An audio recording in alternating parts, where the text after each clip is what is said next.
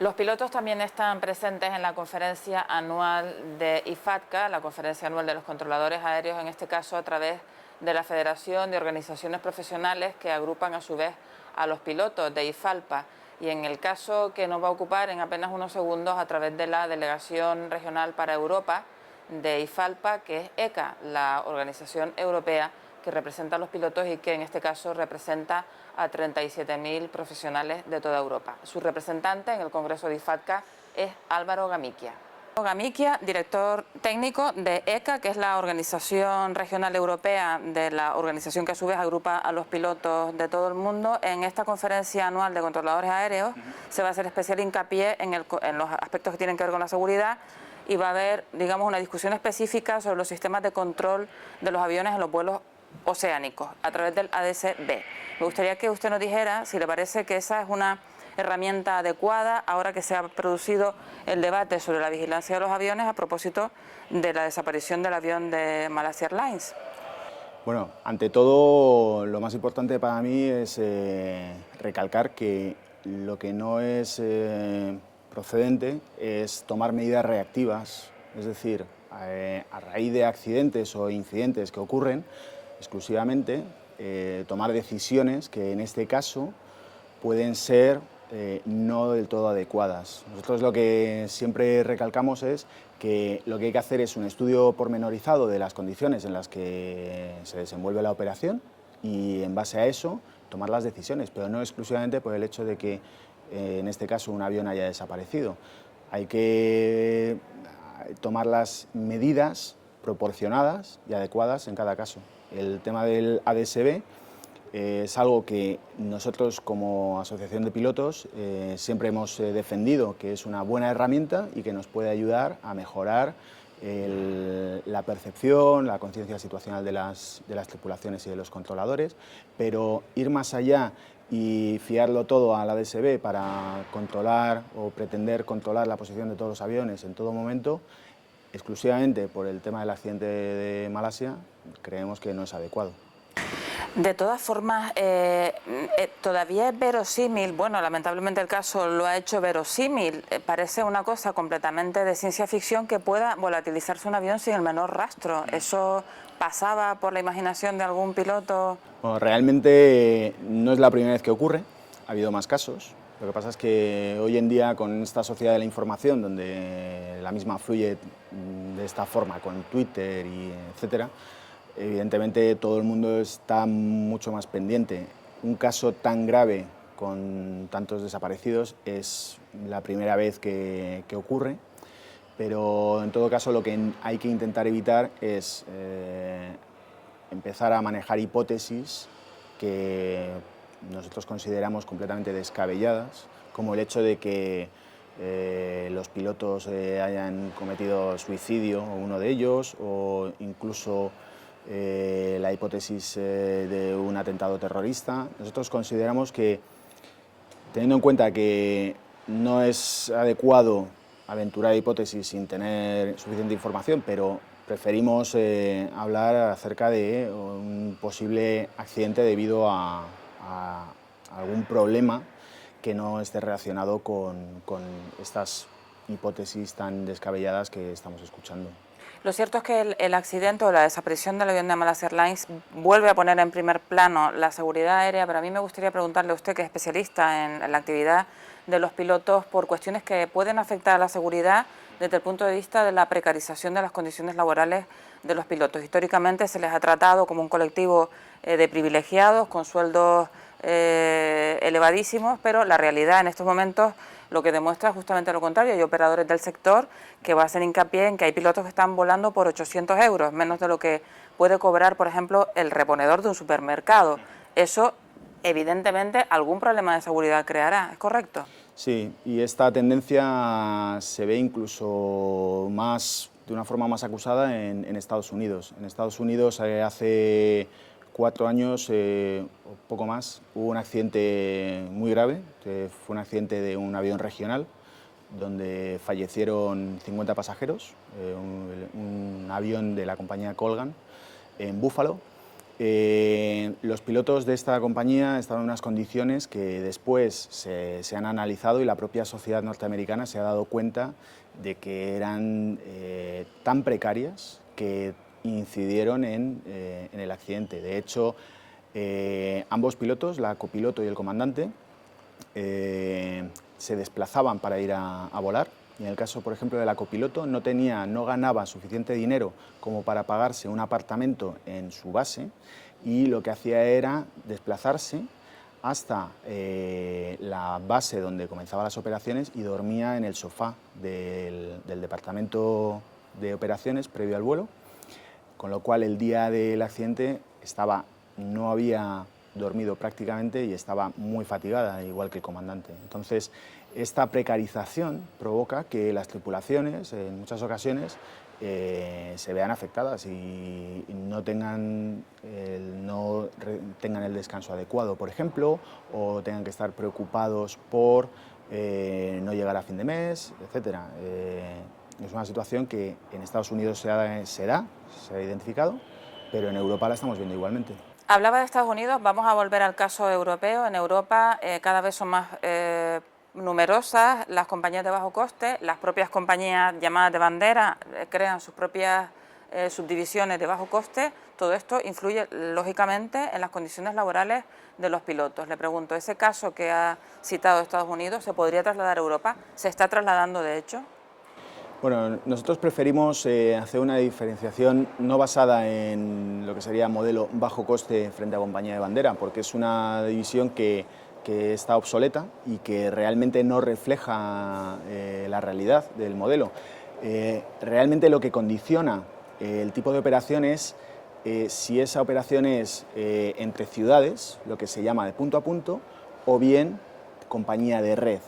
Es decir, compañías que normalmente consideramos como de bajo coste, lo que hacen es tener una operación que les permite mucha flexibilidad.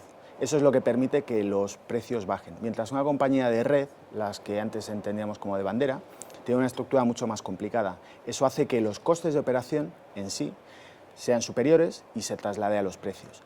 Respecto a las condiciones de las tripulaciones en Europa, diferenciando dichos modelos, vemos que compañías que antes se consideraban de bandera, que ahora preferimos hablar de compañías de red, tienen unos costes de operación equivalentes a aquellas compañías de punto a punto, las que se suelen llamar de bajo coste.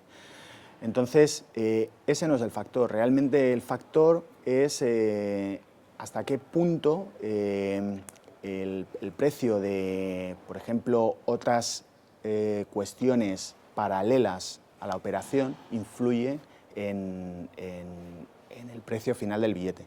Pero en todo caso, los salarios que puede percibir una tripulación en una compañía de bajo coste pueden ser muy equiparables a los de una compañía de red en ese mismo entorno, operando en Europa, por ejemplo. Antes de empezar esta entrevista, usted me comentaba que había casos de pilotos que no ya es que cobren poco, sino que además le tienen que pagar a la compañía por volar. Por favor, cuéntenos en qué consiste eso. Sí, eso es una práctica que nosotros venimos sufriendo desde hace más de una década en España.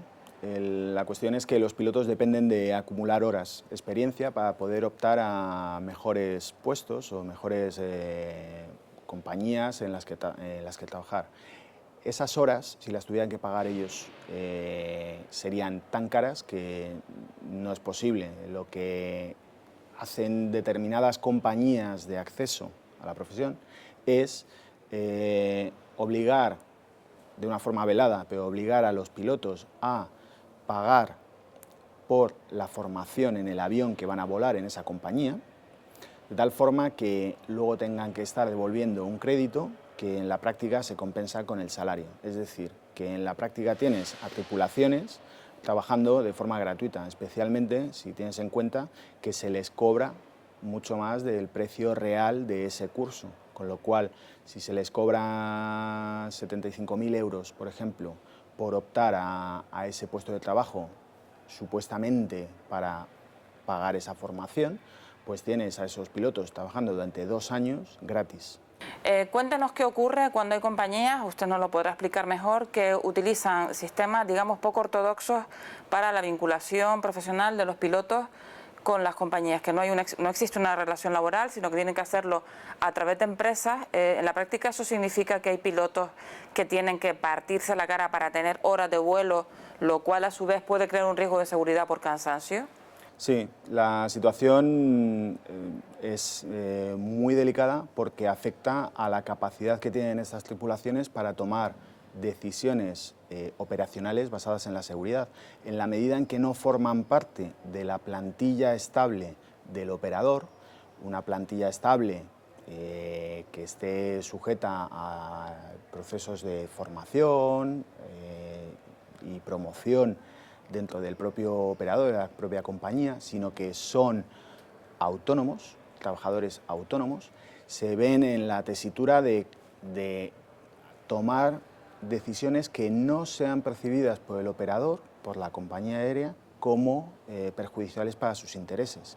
Es decir, si en un momento determinado tienen que decidir, por ejemplo, cuánto combustible cargar o si operar en determinado aeropuerto que no cumple con los requerimientos mínimos para operar ahí, pero el operador lo considera como una decisión no suficientemente flexible, se puede dar el caso de que ese operador o compañía aérea prescinda de los servicios de este piloto, simplemente no ya despidiéndole o no renovando su contrato, porque no existe contrato como tal, sino exclusivamente dejando de contar con él para la programación del mes siguiente, en la medida en que este piloto exclusivamente tiene una relación de proveedor de un servicio, en la medida que es autónomo.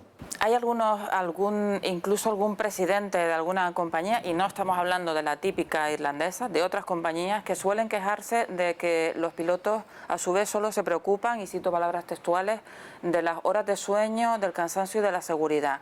¿Estamos normalizando los consumidores ese tipo de comportamientos de los directivos de las compañías aéreas que en definitiva desde luego perjudica las condiciones laborales de los pilotos, pero en último término lo que pone en riesgo es la seguridad de los viajeros? Sí, si analizamos con detenimiento este tipo de declaraciones, el problema es que lo que están resaltando es un problema de cultura organizacional, en la medida en que no se cree realmente en la capacidad que tienen las tripulaciones de gestionar un bien tan intangible como es la seguridad de las operaciones. Si no confías en tus propias tripulaciones, tú que eres el responsable de entrenarlos, formarlos, mantenerlos actualizados, entonces, ¿de qué estamos hablando? O sea, realmente el propio gestor de la aerolínea es el primero que debería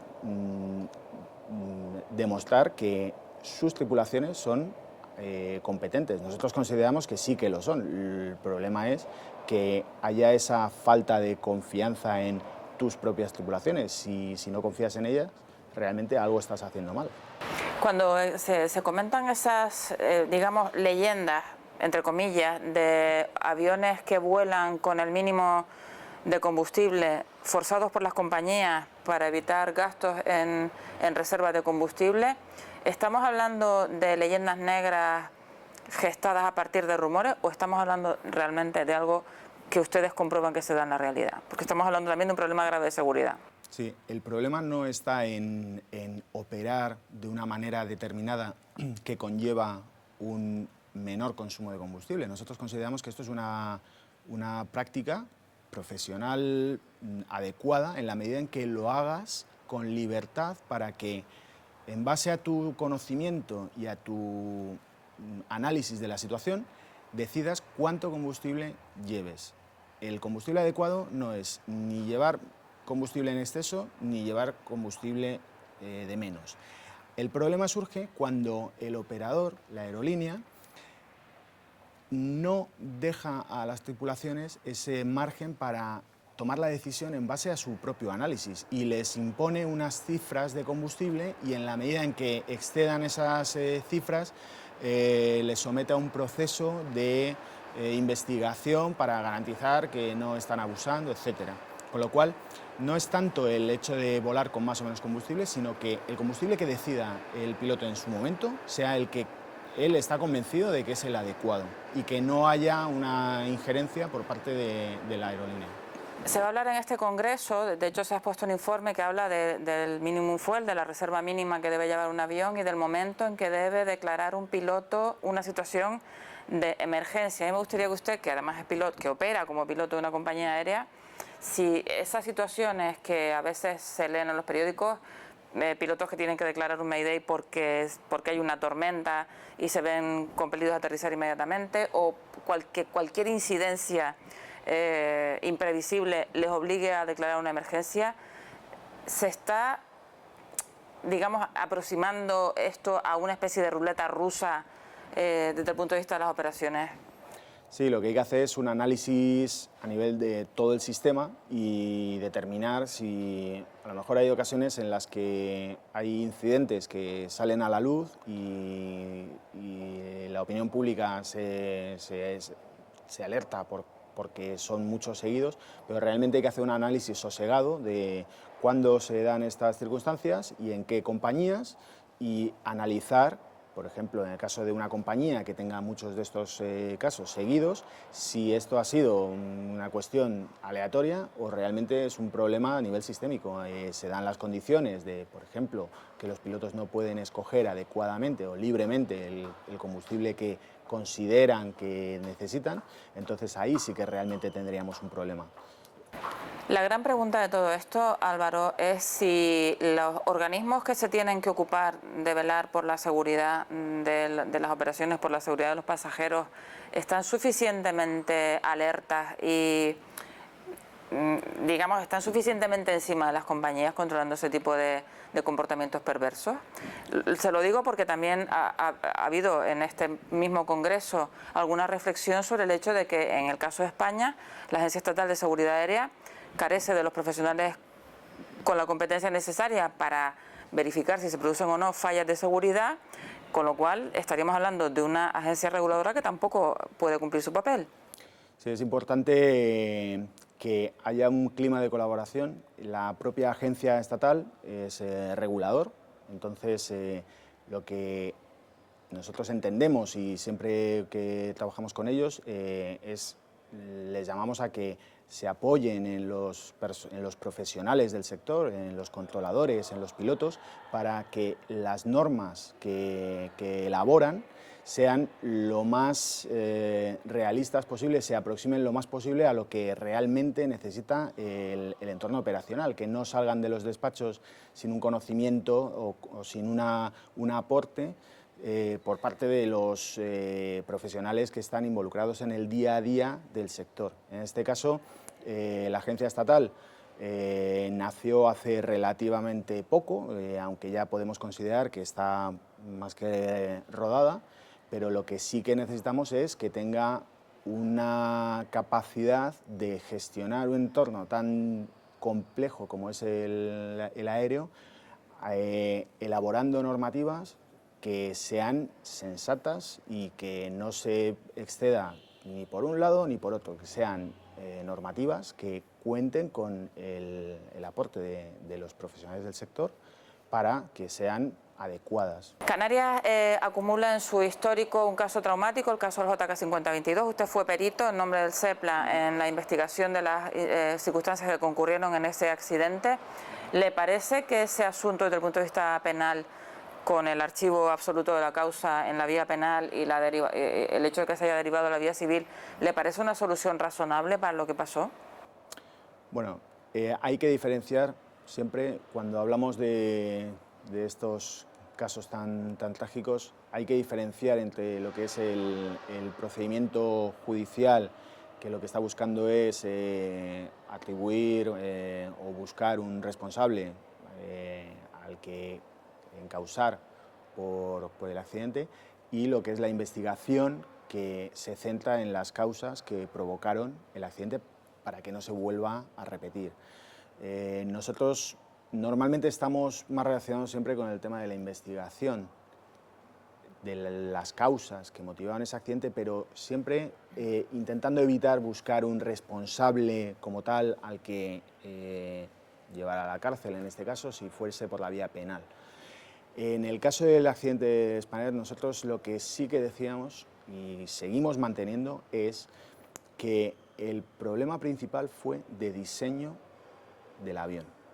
Había un problema de diseño que no se ha subsanado y eso es lo que realmente a nosotros nos preocupa, porque todo ha quedado como que fue un error de los pilotos y los pilotos cometieron ese error y por eso el avión se acabó estrellando.